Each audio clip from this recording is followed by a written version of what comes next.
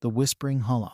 In the heart of a forgotten forest lay a small, eerie hollow, known to the locals as Whispering Hollow. Legends told of strange voices that echoed with the wind, murmuring secrets of the past and warnings to those who dared to enter.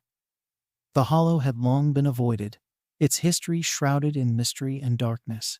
Eliot, a young and ambitious writer, stumbled upon the legend of Whispering Hollow while researching for his next horror novel. Intrigued by the tales and driven by the lure of uncovering a real ghost story, he decided to visit the hollow himself. As he arrived, the forest seemed to swallow him, the trees arching over like silent sentinels. The deeper he went, the more he felt an inexplicable chill, as if the very air around him was whispering secrets he couldn't quite catch. Eliot finally reached the hollow. It was a natural amphitheater of sorts, surrounded by gnarled trees, their branches twisting into the sky like writhing snakes. The atmosphere was suffocating, filled with a palpable sense of dread. He set up his equipment, determined to record any anomalies or spectral voices. Night fell, and the hollow lived up to its name. Whispers filled the air, soft and indecipherable at first, growing louder, more urgent.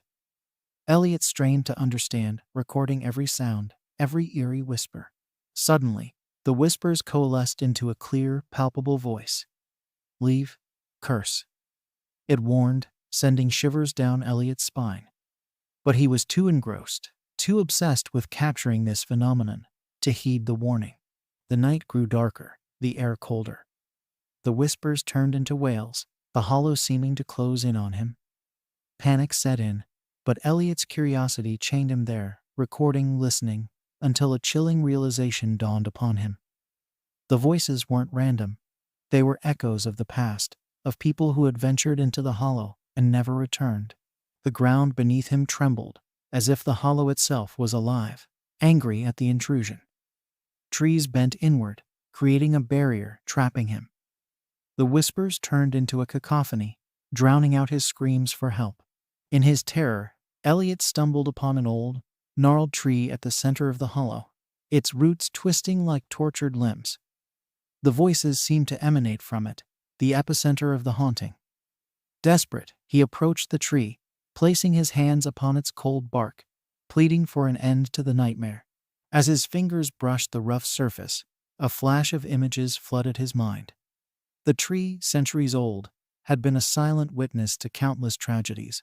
The hollow a burial site for those accused of witchcraft, their voices silenced by the earth, but their spirits bound to the cursed land. Understanding dawned on Eliot. The hollow didn't just whisper, it remembered.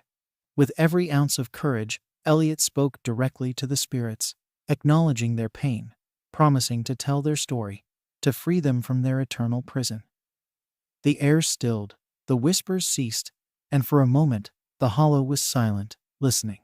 Then, a profound sigh swept through the hollow. The ground settled, and the trees slowly retracted. The curse was broken, the spirits freed by the acknowledgement of their suffering, and the promise of their story being told. Eliot emerged from the hollow at dawn, a changed man. He went on to write his novel, not just as a horror story, but as a tribute to the lost souls of Whispering Hollow.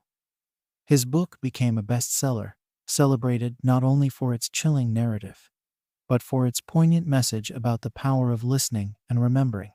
The hollow was never the same after that night. The whispers ceased, and the atmosphere of dread lifted. But for those who knew its history, Whispering Hollow remained a sacred place, a reminder of the past and the importance of giving voice to the voiceless. The image depicts a dense, eerie forest under a twilight sky, with a small hollow at the center surrounded by twisted, gnarled trees. A lone figure, identified as Eliot, stands in the hollow, holding a recorder, with expressions of both terror and fascination. Ghostly, ethereal forms, representing the whispering spirits, float around him, their faces contorted in silent screams and pleas.